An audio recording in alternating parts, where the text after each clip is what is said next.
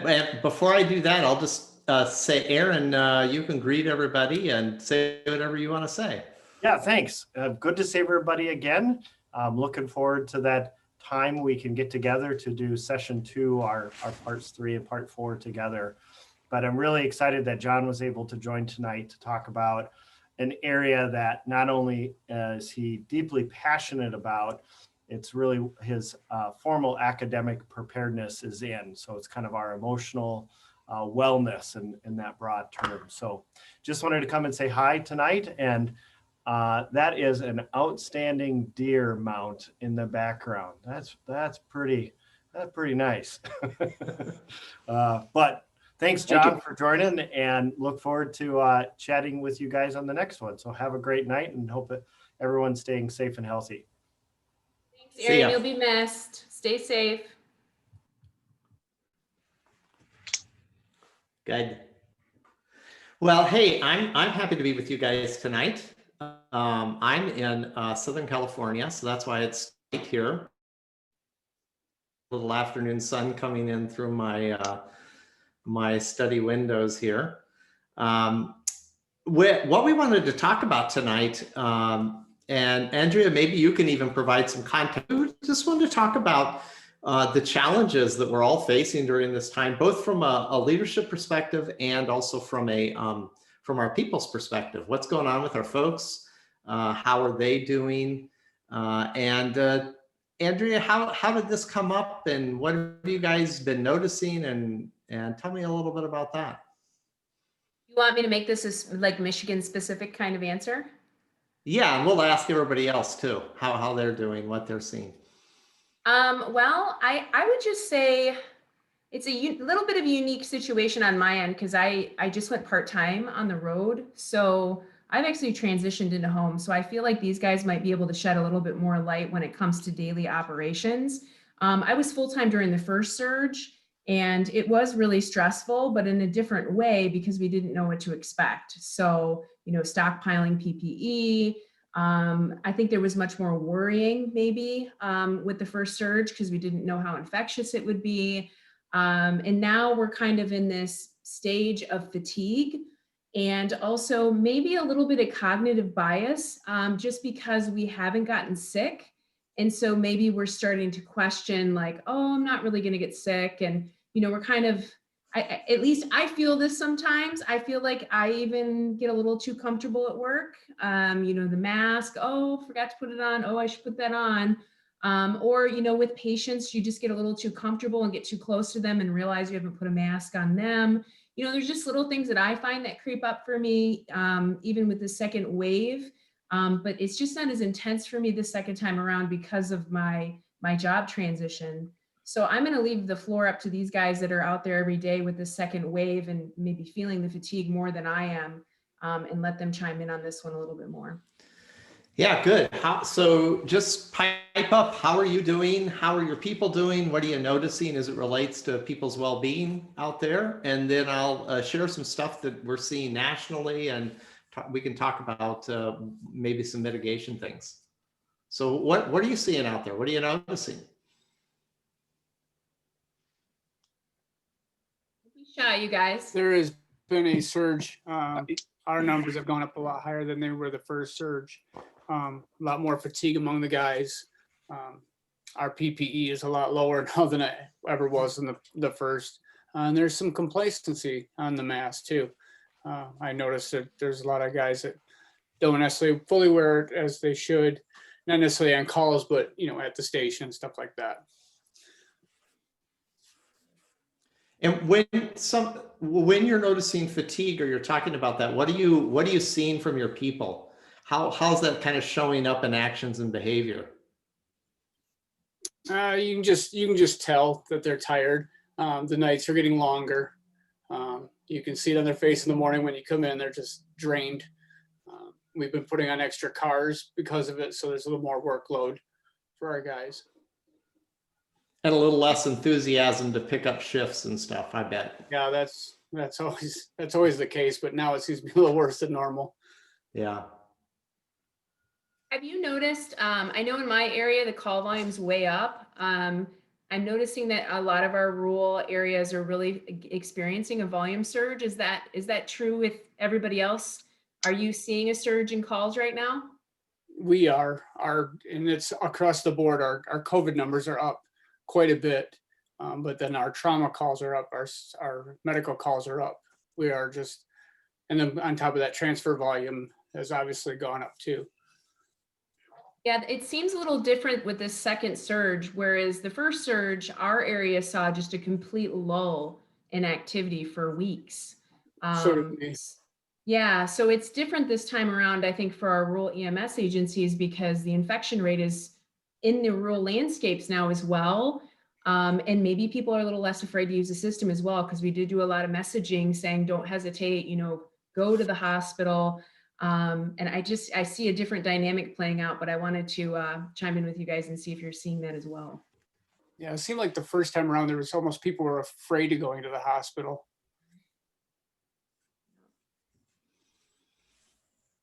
So that obviously is impacting fatigue quite a bit.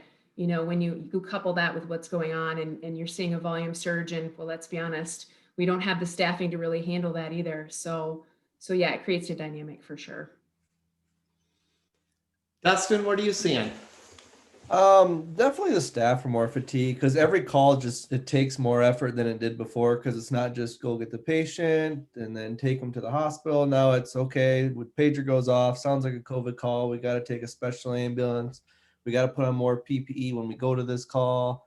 We go to the call, you can't, and the hard part is when you're communicating with the patient, like you can't smile at them because all this PPE is on, so you can't use that type of connection with the patient.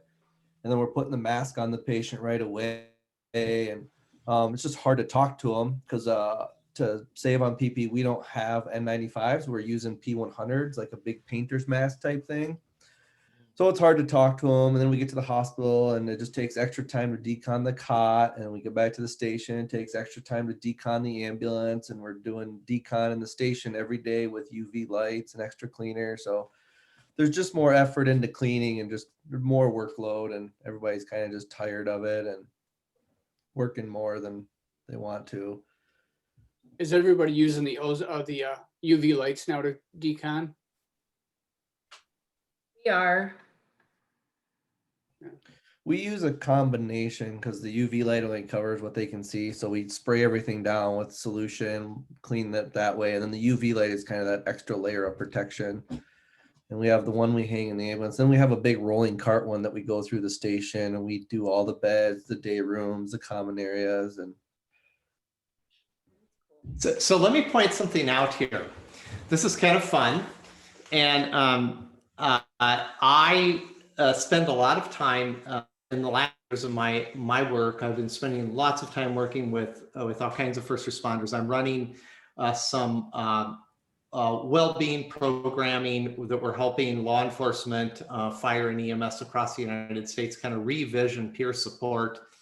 And we've been running some national retreats where we're getting people together from across disciplines, so across law enforcement, fire and EMS, but to talk about this whole thing.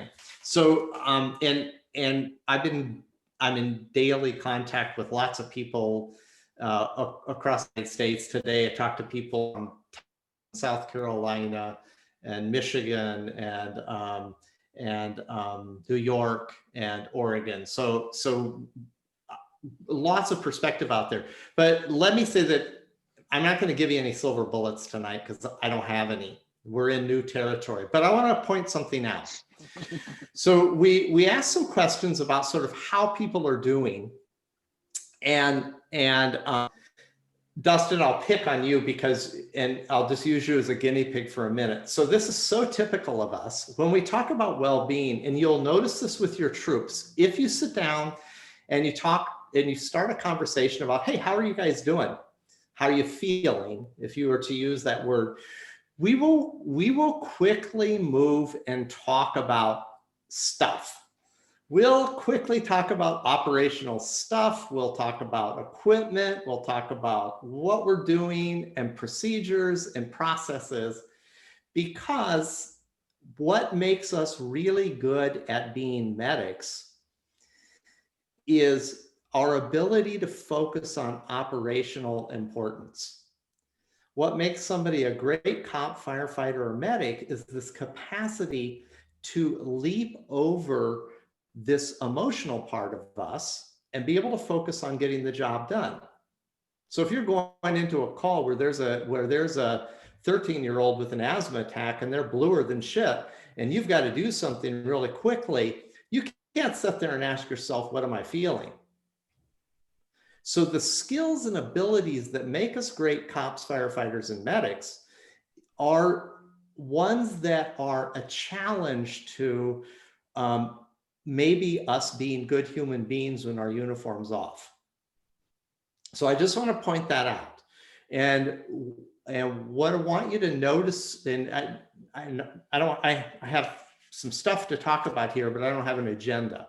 But what I want you to know is that when this is one of the things that we're really learning, is that there is a dichotomy between what makes us really great at our job and then what makes us really good when we go home. Like with cops, I have a whole group that I work with from South Central LA, LAPD guys. You know, they're badass guys who think that they're really tough. But here's a question we ask them. So when you've gone on 3 domestic violence calls in the last 8 hours of your shift, and now you get off at 11 o'clock and you're going to go home and take off your uniform and take off your clothes and get in bed and try to be intimate with somebody that you love, how do you switch that gear? And that's a question for all of us. What makes us really good at our job is kind of hard when we have to shift that gear and co-connect with other people. So hang on to that for a minute. So you mentioned fatigue, you've mentioned sort of the cognitive disconnect or the cognitive bias or the cognitive feeling that this may not happen to me, leading to some complacency. We've talked about increased volume. We've talked about things that we know EMTs and paramedics love, which is interfacility transfers. We've been talking about an increase in those. So we're talking about having to wear PPP. We're talking about people arguing in the trucks about politics and about whether we should wear the mask or not wear the mask, and whether I voted for this guy or you voted for that gal or whatever that is, and all of that crap going on. We're in the middle of this. And what's going on here is we're in new territory. And why we're in new territory is we're in the middle of an enduring crisis that has no explosive beginning and no clear ending. What we're going through here has not been experienced by most of us in our lives. And we're living in the midst of the longest wars we've ever been in, with our Iraq and Afghanistan stuff still going on. But if I'm deployed to that, even if I'm deployed multiple times, there's always an ending to my deployment. For us, there's no ending to the deployment. So we're in the middle of something that, and like everybody keeps joking, 2020 keeps giving, right? It won't stop. And I heard from a paramedic in New York City today in an email, and one of the things that he said to me is, he said, I hope I'm alive 50 years from now so I can look back to see what historians are saying about 2020, 50 years from now. Because everything that's gone on from the beginning of the pandemic to, we start out the year with Kobe Bryant's plane or helicopter crash, we wind up with COVID, we wind up with social unrest and the George Floyd stuff, we wind up with this election that's unresolved, all of this stuff pounded into this. And why this is hard for us, I just want to mention a couple things, is that we happen to be emotional beings that happen to do a little bit of thinking. Now, I'm going to say that again. We're emotional beings that happen to do a little bit of thinking. But ask any medic, firefighter, or cop, and they will say we're thinking beings that happen to occasionally have a feeling. That's the way we reorient ourselves to be really good at running toward danger.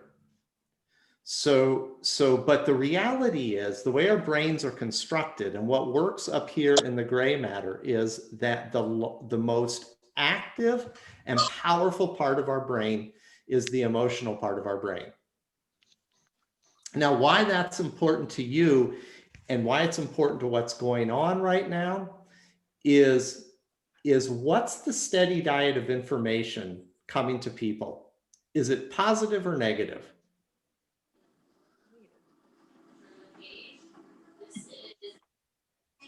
Well, I get a lot of notifications about positive patient contacts.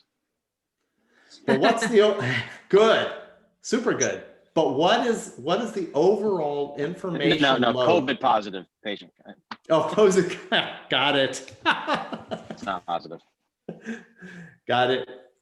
Yeah. So there's this overwhelming pile of negative information, and you know what? Our brains love it. Our emotional brain is designed. We call this a negativity bias. And our brains have evolutionarily evolved to prefer and soak in and drink in negative information. So why might evolution give us that gift?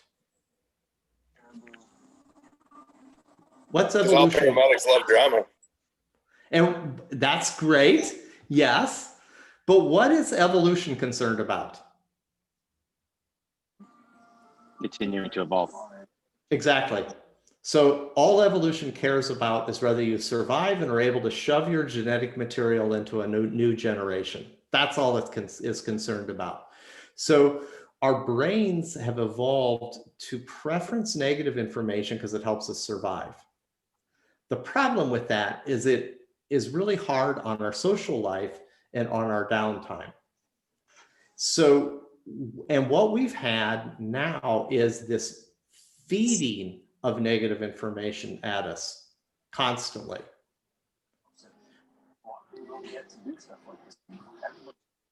The second thing that's really important for you to keep in mind what's going on here is that we have tribal brains. And when we get scared, what happens is we start looking for our tribe, because that keeps us safe. We want to feel like we belong and we want to feel safe. The other thing that's happening to us is with all of this pandemic stuff and mask wearing and social distancing and not being able for me to go to my favorite bar and hang out with the people that I enjoy there, all of this is creating a kind of loneliness that we've never experienced. There's an interesting study out, I won't go into detail about it, but there's an interesting study, the longest study of it's called the Grant study, or sometimes it's called the Harvard study, started in the 40s to study people longitudinally through their whole life and what contributes to all kinds of things like happiness, longevity, everything else. Anyway, this study says this. It says that after age 50, loneliness is a greater predictor of early mortality than smoking or type 2 or diabetes. So we're facing a weird kind of loneliness right now that we've never experienced before. So all of this is coalescing into creating something that we're not used to dealing with. And that's why it feels weird.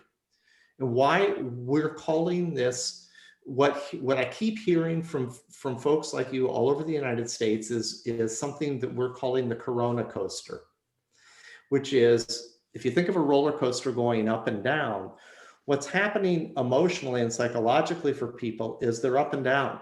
One day it feels good. Oh, it feels like things are going to free up a little bit. I'm going to get to go do the things I love to do. And the next day it's down. And then the next day it's up. And then the governor gives a new order. And then something else happens. It's this up and down, of which we all kept saying, you know, by December, this thing will probably be over with. And now we don't even know when. There's not a terminal end to this. And then we've piled on top of it all of the social stuff, all the political dissent, all of the economic stuff that's challenging us. And it's just feeling like a burden. So the first thing I want you to realize is what you're dealing with right now is not, and the weird thing is because it doesn't have this big sort of announcing crash to it, because it's not like a bomb exploded or there was a terrorist attack or there was there was an active shooter and there was this big incident. This has just been seeping in. And so it's left people with this vague fatigue. Like they can't even all they know is they're feeling less energetic and they're more easily getting pissed off. So that's what you're experiencing. And it doesn't mean they're mentally ill. It doesn't mean that there's any kind of big label that needs to be put on it. It's just that we're in a territory that we've not been in before. Does that sort of, have I been kind of painting a picture of what you're seeing? Yeah. Okay, good. So here's what I want to say next is don't miss this opportunity. Now that may sound like a funny thing to say, but the reason I'm going to say don't miss this opportunity is that in the Leadership Academy, one of the things that we often talk about is we ask the question of when does the need for leadership really show up? On most days, your EMS agencies can get by with management. They can get by with people getting stuff done. But when does the need for leadership really show up? During a crisis. Yeah. Now. Yeah. During crisis and when things need to change. That's when, like if I'm working for an organization that really sucks and it is abusing employees and not taking that great care of patients, I'm going to say, hey, something around here needs to change. That's the need for leadership. And I may have to be the one who steps up, even if I don't have the title and lead it. But the need for leadership really shows up when things. So we need leadership now. And all of your people, whether you're at the top of the organization or at the middle of the organization or somewhere in between, a frontline supervisor, whatever role that you're playing, this situation is asking something of you. There's a need for real leadership. And so when I say don't miss the opportunity, that's what I mean, is that your staff, your people, your colleagues that are out there running calls, they are hungry for leadership. So we'll talk a little bit about that. But I also want to say this, that little babies don't learn to walk by walking. They learn to walk by falling down. It is them standing up, pulling themselves up, and then falling down on their little fat diapered butt that helps them figure out how to find a balance and how to stand up. So how that relates to this is, and there's another way of saying it. There's an old saying that says, the storm proves the helmsman, meaning the storm proves the real sailor and the person who can really steer the ship. So it is the difficult times in which we grow the most. If you ask any old fart and say, tell me about your life, tell me about what happened to you when you were growing up and when did you learn the most, they will tell you about some difficult experience they went through. My grandfather, Arthur, he was a sailor.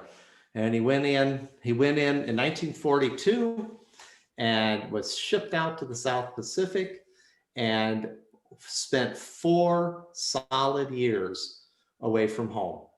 Never went home once, was on the sea and in the South Pacific for 4 solid years during that war. He was blown up, he was injured, he was all kinds of stuff.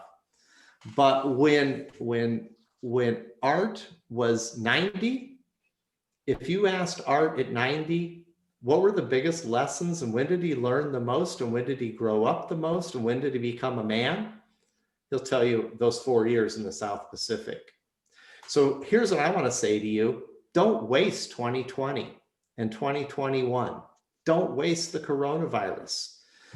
This can be something to endure, or this can also be a chance for you to become the best version of yourself. Because it is really the crap when we don't feel comfortable, when football's no longer fun to watch like it used to be, when I can't go to my favorite bar or restaurant or park or event that I love to do. That's the stuff that allows us to grow up and grow wise. And so that's why I'm going to suggest to you there's an opportunity here. Does that make sense? Maybe not yet. Okay, so let's talk about how it can be an opportunity. First, I just want to ask you a question about how are your employees talking about this event? Are they talking about this event as if it's just starting, as if it's mostly over, or they don't have any idea? I'd I think probably for us, say- it's kind of just starting. The first wave, we didn't have very much up here in Traverse City area. And then now all of a sudden it's hitting us hard. So a lot of my people are thinking that it's just starting and it's just fresh for us. Now, what were you saying? Oh, us, because we had kind of a surge in the Gaylord area in the spring. So we were kind of through this again. And now it's kind of like just a second wave for us. Because for a while we kind of went lax on our PPE and we were kind of leaning towards things going back to normal. And then all of a sudden it ramped back up again and we're back to where we were this spring. So it's kind of almost like a second wave for our people. And they're like, oh, okay, we're going through this again. But there is still some anxiety among some of the employees. Like some of them are like, man, I don't even want to be at work. And somebody did take a leave of absence so they wouldn't take it home to their family. And other people talked about, I don't really want to be working right now.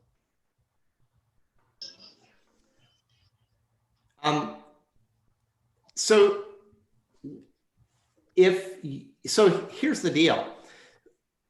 The longest period of this may be yet ahead of us. Who knows? We don't know. Or the most intense part of it could still be ahead of us. So here's what I want to suggest to you is that I hope you can grab out of this little time that we spend together is some suggestions on how to prepare yourself and then prepare your people for the road ahead. So if we're not going to miss the opportunity of this, and we're going to grow and find a better version of ourselves by going through this, how might we go about this? So much of what everybody's talking about as it relates to well-being is they're talking about resilience, and they're going to come and talk to your people about stress management and all of that. Here's something that we're finding out. We can go grab new recruits in your organization, or new people out of the police academy or out of the fire academy or out of paramedic school or EMT school. We can grab them and we can say, hey, I want you to give a 5-minute talk on how to do this job long-term and survive emotionally and psychologically. So new recruits will get up and they will be able to say, don't work too much, take good care of yourself, get some exercise, get good sleep, eat well. If you go on a bad call, talk to people about it. Don't bottle it up, and make sure you take time off and take care of yourself. So would you agree that the vast majority of your people know that stuff? Okay, so here's the question. The question is, why don't they do it? Our industry, go to any Michigan EMS conference, anything else, you're going to see a ton of EMTs and paramedics there who are not taking very good care of themselves, who's both physically, emotionally, psychologically, spiritually, probably aren't doing a very good job of taking care of yourself. So a question we have to ask ourselves, it's not a knowledge problem. It's not a problem. I love that sound. It's not a problem of we don't know what to do. The problem is we don't do it. I can ask any cop, give me the 5 important things you should do for emotional well-being and resilience, and they can tell it all to me. The problem is they're not doing it. So if we're going to help our people through this time, my first suggestion is going to be take care of yourself. Start practicing. Yeah, what? So I don't want to interrupt you, but I think I know where you're going, but I got all excited, so I have to just kind of peek in here. So are you going down the culture road? Keep going. Like setting an Yeah. example? Because this is kind of a hot button for me, a hot topic, at least in my world, where one of my points of frustration in every organization I've been in is if your road supervisor isn't doing it and modeling that behavior, you're much less likely to do that.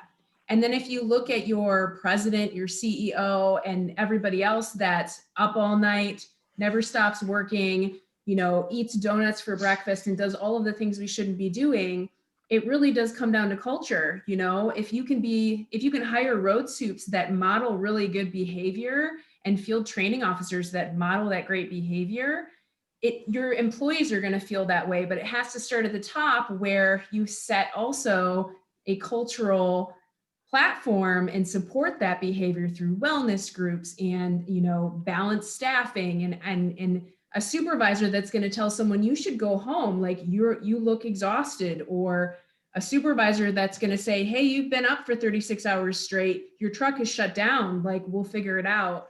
But that doesn't happen in organizations. So, or at least and not in many. And that's one of the cultural changes we need to look at changing. And it does start with us. And you kind of started down that road, and then I kind of popped in. So I love it that you just said what I needed to say.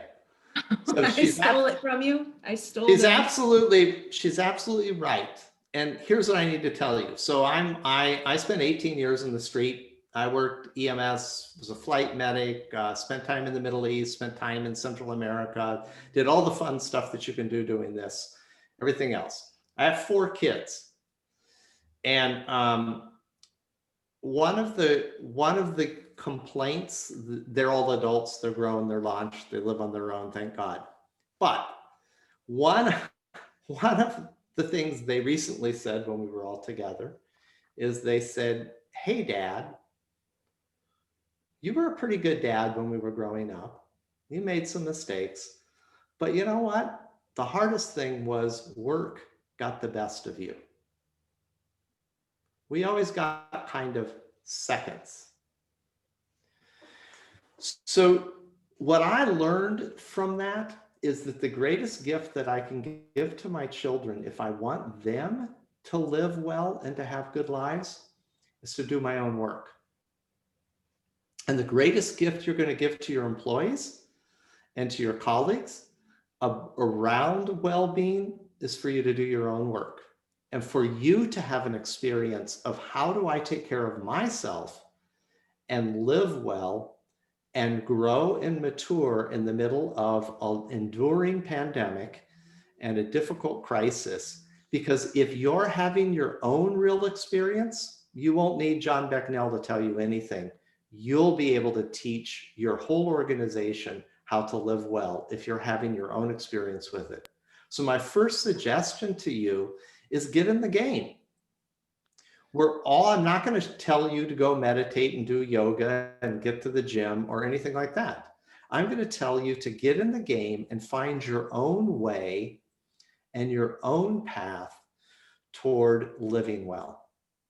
If you are living well in the midst of crisis and living well during this time, and it's really hard. I don't want to act like I don't know. When I was a medic, it seemed like when the shit hit the fan or we were in the middle of a crisis was the license for us to not take care of ourselves.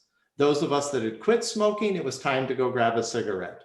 For those of us that had stopped chowing down on, as you call them in Michigan, squealers.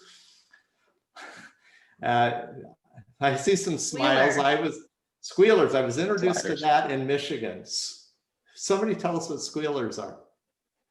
Squealers are Long John's donuts with real thick maple syrup with a big thick slice of bacon on top. Oh, wow. That's a squealer. So when crisis was always a license to not take care of ourselves.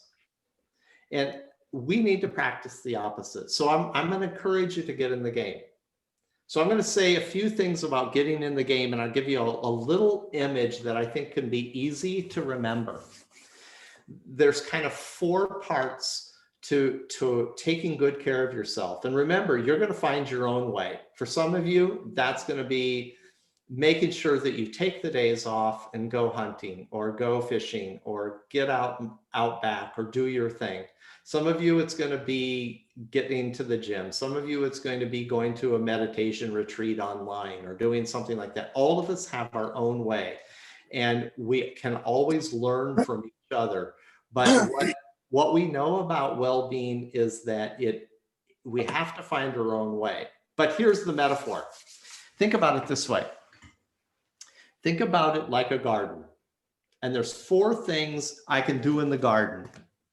So, and I just got it here and I'll hold it up. So I can observe, I can pull the weeds and prepare the soil, I can plant some stuff, and I can harvest. So just think about that. Outside the doors here, I have a little garden that's going on. So the first thing about that garden to do is to observe. And when you're in the middle of a challenge or crisis in your life, it could be this pandemic, or it could be the phone call that says a loved one has a terminal diagnosis or something else. Whatever that crisis is, this metaphor works. The first thing you need to do, and the important thing to do, and we're not teaching our first responders to do this, is the first thing to do is just to observe. One of the most important things for me to do is to go out to this garden and just look. Just take a look. What's going on out there? Are there weeds growing? Maybe I didn't even plant anything. Maybe there's a whole bunch of cutworms in there. Maybe there's something else. So here's how this applies personally. The first thing about observing that we need to teach people to do is to reconnect with yourself. Observe yourself. What am I feeling? How am I taking care of myself? How am I not taking care of myself? And a simple thing is just to say, how does your body feel?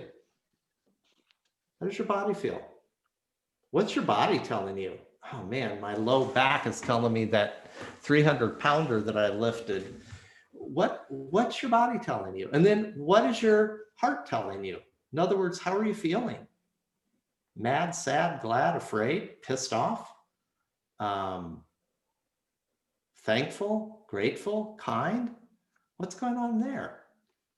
And what am I thinking about? What's filling my head? Is it all of that?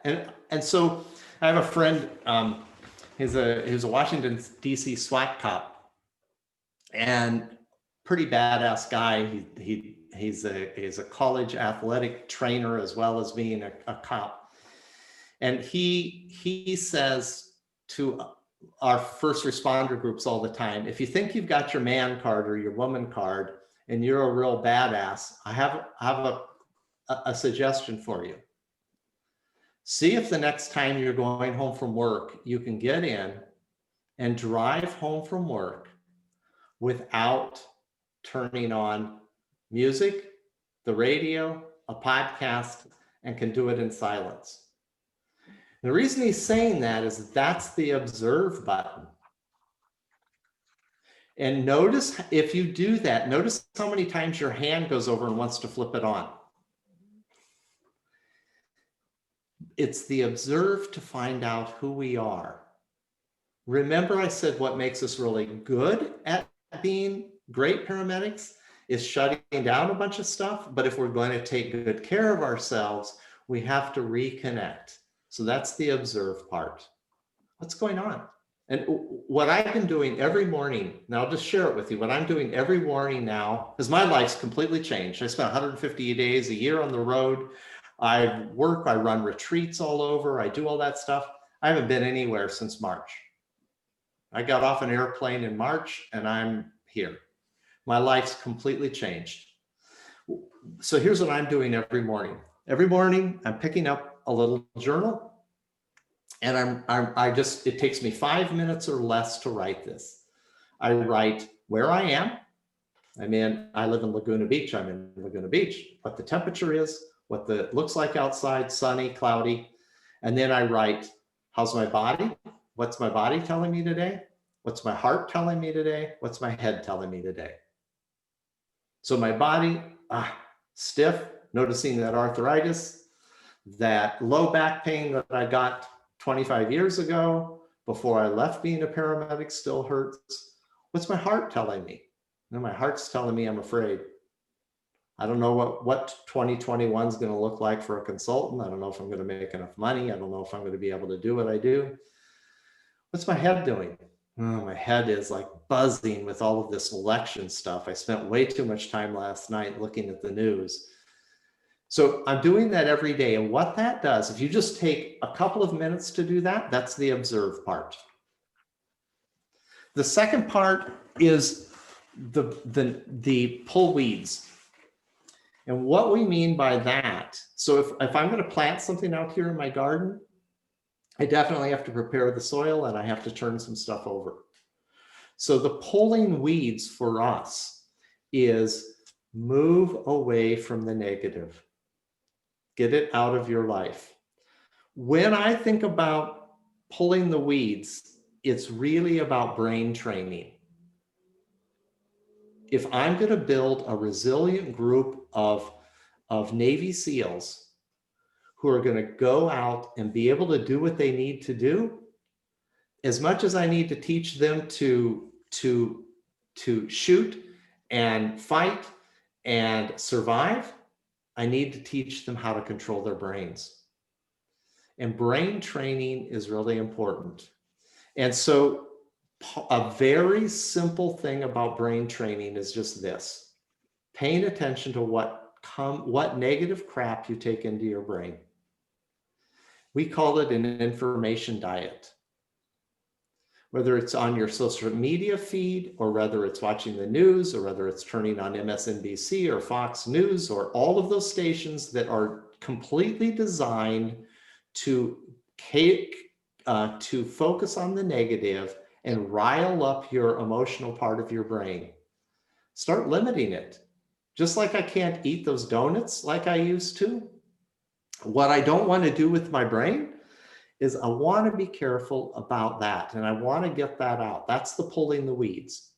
For me, that's also staying away from negative conversations, either not listening to them or not participating in them. It's also about how I spend my time. Because often what we do when we come home from work is we distract ourselves.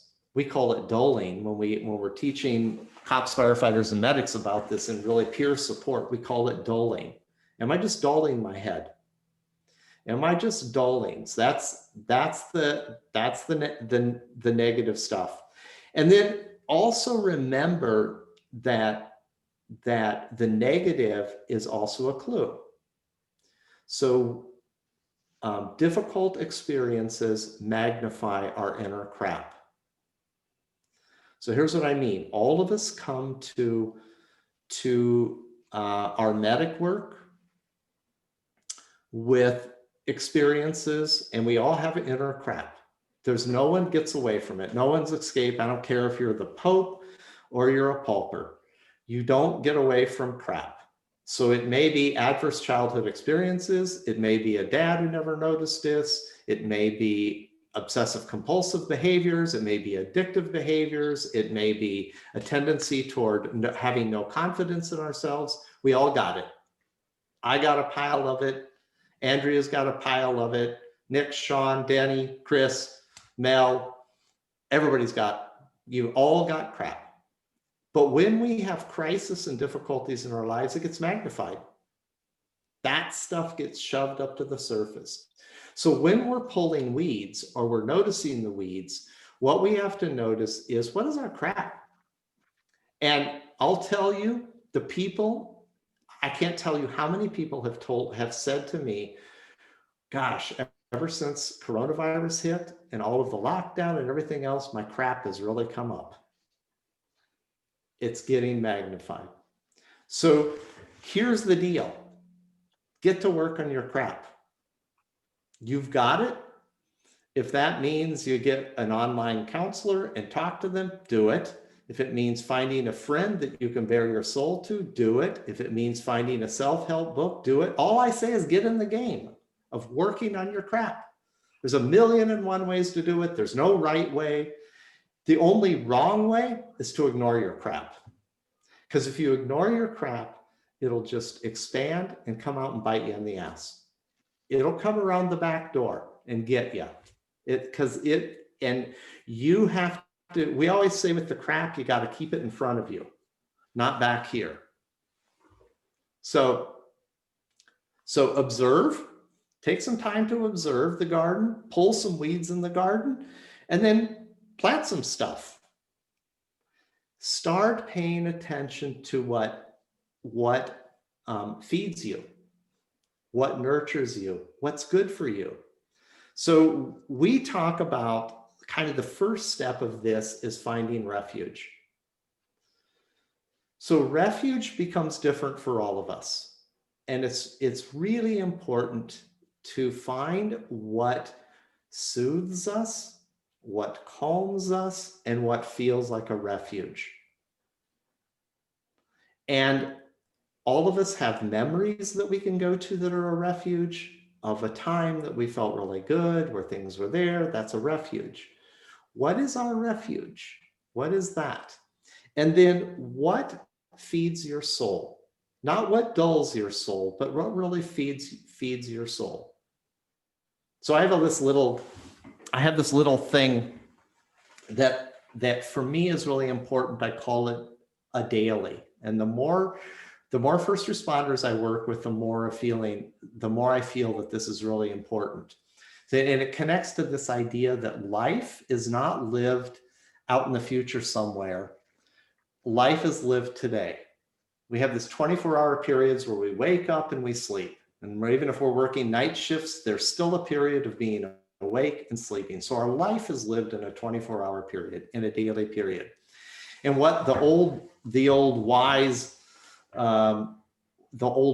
elders tell us is, they say, if you want a really good life, start by having a really good day. And then start stringing those days together. Start stringing those days together.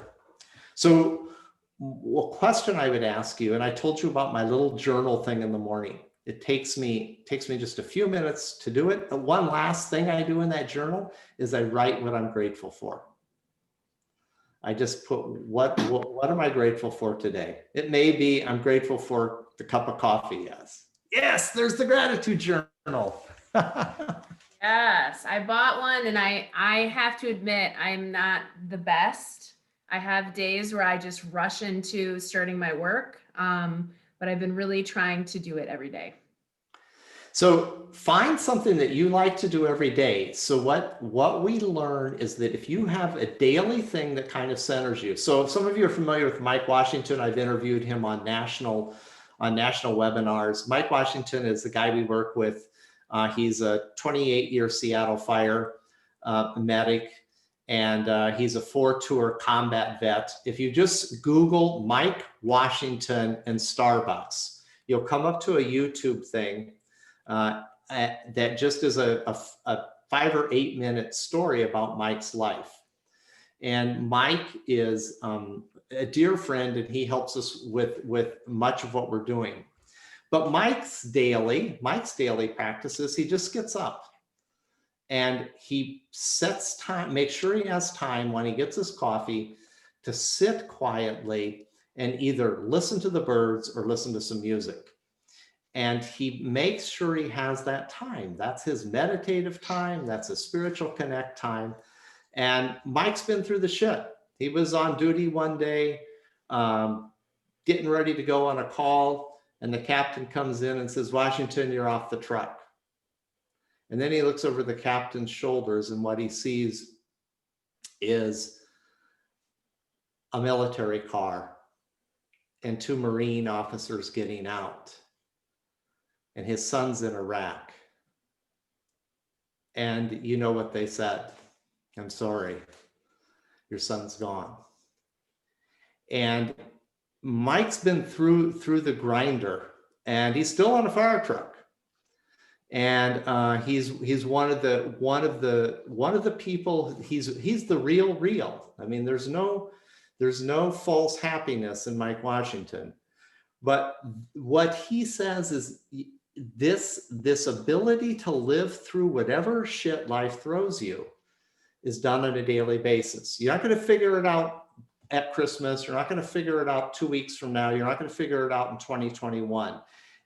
If you're going to start living through this and leveraging this adverse experience into becoming a better version of yourself, you'll do it on a daily basis. But what I want to say to you, Andrea, is don't make it big. Make sure it's okay if the gratitude journal says, "Grateful today for coffee.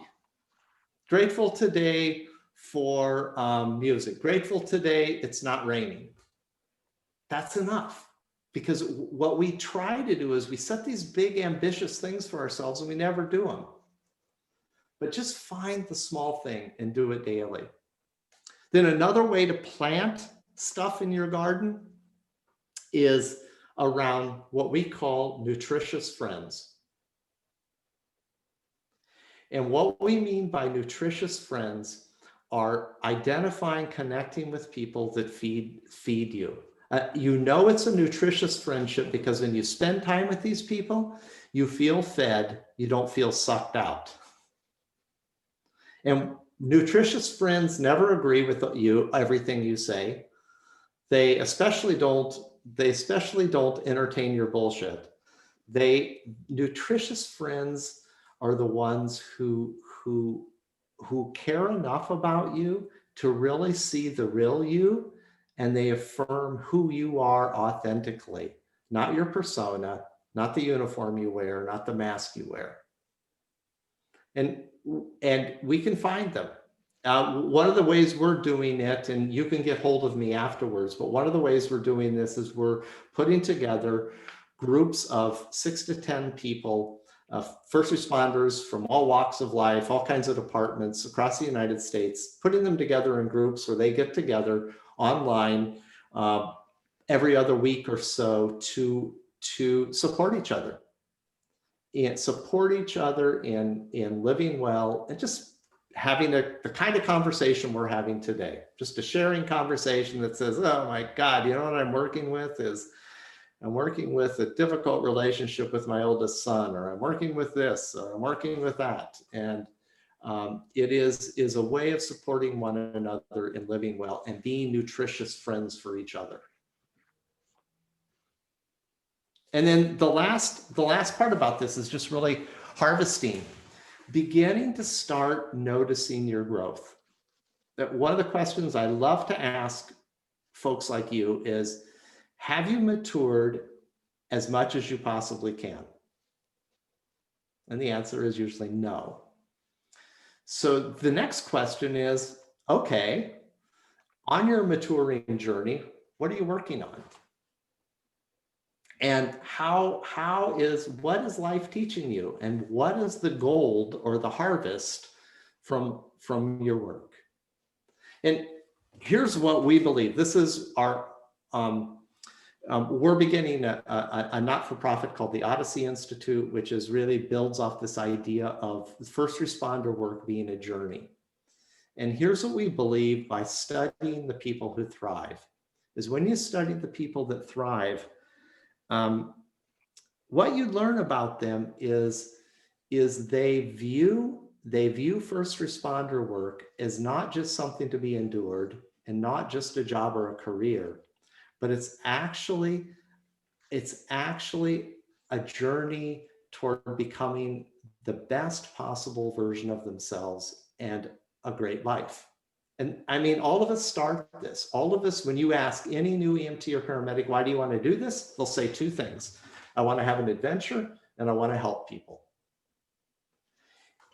And then we turn it into a job and a career and we take all of the juice out of it.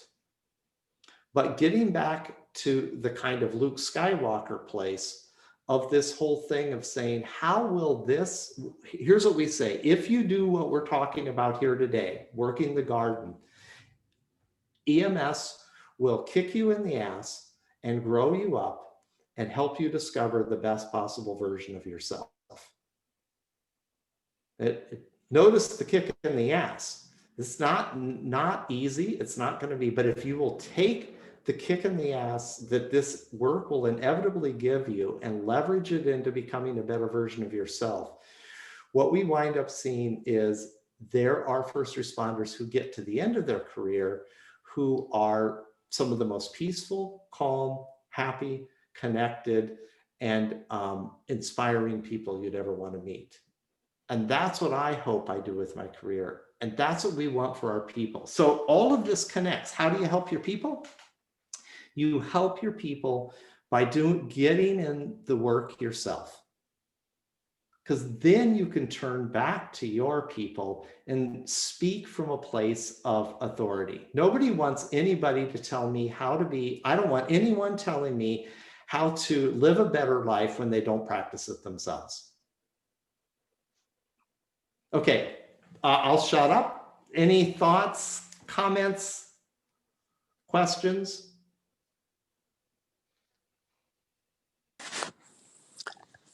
No, not at all. Hi, Denny. John, I want to thank you. That was very, makes us rethink with our brains and stuff and gives a little bit better outreach and outspec of what we're doing and why we're doing it. Great, thank you. The floor is open, so feel free to ask any question you want. It could be something small like, what's one thing I could do today when I go to work versus, asking the group their experiences on self-improvement or the work they've done. It's really a safe space to ask anything that you're just curious about. So if there's any burning questions or something you want to share that maybe you've implemented in your daily work or daily life that's made a big difference, now is the time. And I'll share quickly something that I've found makes a difference is when I wake up in the morning, if I could wake up just 20 minutes earlier, I usually will make my coffee. I won't turn anything on and I'll read a book for a good 20 to 30 minutes and sip my coffee. And it is such a peaceful start to the day. And the read is always something with personal growth. It's always related to something that a space I want to grow in. So I see Denny's hand up. Go ahead, Denny. Yeah, I mean, as a victim of COVID, 6 months, I'm relearning to live, learning to walk, use my hands, and talk. So it truly is a devastating disease, and so as he talked about, enjoy every day of it. I have to find many things in a day in order to make it through. So that's all. Thank you for sharing, Denny, and we're all thinking of you and hoping for your recovery. I'm glad to hear that you're on the call tonight. Yeah, I got another surgery coming up because of a vocal cord lump to the trachea for 80 trachea tube. But yeah, I mean, he's dead on. I've been out of work due to this and won't be back for a year, but I can tell you all, if you don't find something in your day, like you say, your coffee, Andrew, or a piece of toast, or a grandson, or just a friend, your day can change pretty roughly. I love that. I love it. Thank you. Yeah, it's the small things. Does anybody else want to share something that they find is helping them improve their day and making an impact when it comes to personal or your work life?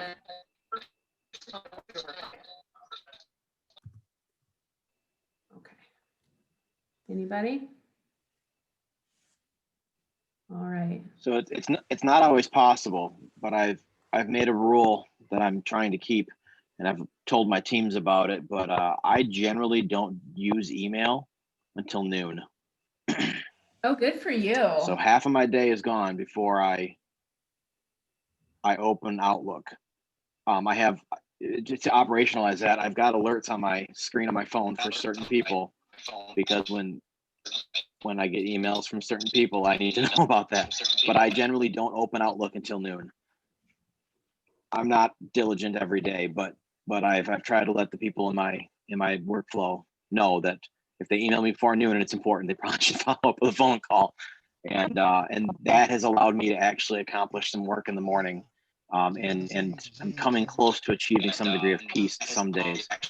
Now, if I'm on a rig, then the whole thing's for naught. But if I'm doing this kind of work, then that helps.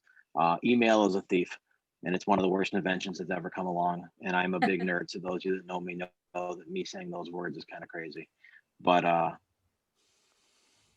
the emails can wait. If it's important, it'll be a phone call. Yeah. Great advice. I love that. And I feel that resentment sometimes too, because you have to invest so much time into crafting that email, and just the way of communication through the email is much more time consuming than a phone call or, something like that. So I totally get that resentment. And I think that's a smart operational way of approaching things, because you can be crazy productive in the morning and then, answer a couple emails later in the day. So that's awesome. I love it. Anybody else want to share something that they find is really effective or is helping them along? I do realize it's 7:03, so we'll wrap this up here soon so we don't keep John here all night. But anybody else want to sneak anything in? Yeah, one thing I do is I always get to work a half hour early before the shift starts. And the first thing I do when I go to work is I make my bed in my bunk area, and I set up my stuff, and I set up my computer wherever I'm going to be working for the day. So once 8 o'clock hits and I do my shift briefing, whatever happens throughout the day, if we're busy all day, no matter what, when I come back from the call late at night or whatever, my bed's always waiting for me and ready, and I'm not trying to make it in the dark without waking other people. It's always there waiting for me and ready. And I've tried to tell some of the other crews, because I'll have partners like, oh man, I got to go back and make my bed yet. I'm like, try to get in the habit of making it right when you get to work. So no matter what happens throughout the day, it's always there waiting for you, and you have a place to go rest. Yes, I've been there too. And I've so been in that regret where you can barely keep your eyes open and you're like, oh no, I got to make my bed. That's great advice. Love it. Anybody else? Okay. So I just want to suggest something. This is such a wonderful book, since you mentioned reading. It's Rick Hanson's book called Resilient. It's super easy reading. It's the kind of reading you can do it the way she talked about. It's broken down in really small pieces. Rick Hanson is probably what I think the finest mind in pulling all of this together today. So his book is really worth getting. And also Mike Tagman's book on supercharging stress management in a time of COVID-19. Mike is a long-term paramedic, 30, 40 years. We've been friends, and he has put this book out. It's just filled with lots of wonderful, valuable information. Even buying this and having a few copies around your station is really great, because he talks paramedic language. He gets the whole thing. It's very simple and practical to use. So those two resources I just wanted to suggest that you can get. I would get Rick's book and read it yourself, and just keep it and read a little bit each day, because it's the kind of book you'll wind up sharing with your family and other people. And so just some resources. Awesome, thank you. Denny, I noticed you unmiked yourself. Do you have anything that you need to interject, or I just muted you, so you can unmute yourself if there's anything else, or maybe that's just a coincidence. Outside of that, well, you guys, I would love to keep this conversation going offline. If you have any ideas for 2021, I am in the process of planning for the office and I'm still not finished. So if you found this really effective, which I did, I really have been wanting to do something like this, and maybe even investing in keeping this going where we can share ideas and help each other along. So if you have any ideas for us in 2021, I mean, we are constantly working with Safe Tech Solutions. We'll be continuing to work with John and Aaron and his whole team. So, if you really like this, send me some feedback or shoot me an email, or if you have any ideas, just let me know. I think this is a really good use of our time, and it was a really timely topic. I personally got a lot out of it. So thank you, John. The material was incredible. I really loved the gardening parody. I really liked how you broke that down. So that was awesome. Good. Yeah, it was. Go ahead.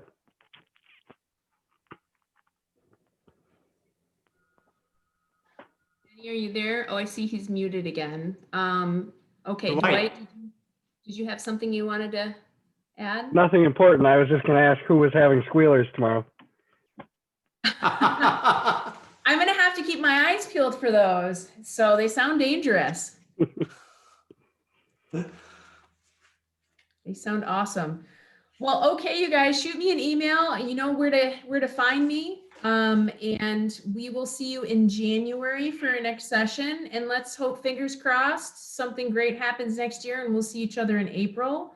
We'll continue that conversation and keep you posted as things develop. So meanwhile, shoot me an email and keep in touch. All right, thank you. Thanks, Andrea. Thank you, Denny. Thank you, everybody. All right. Have a good night. Thanks, John.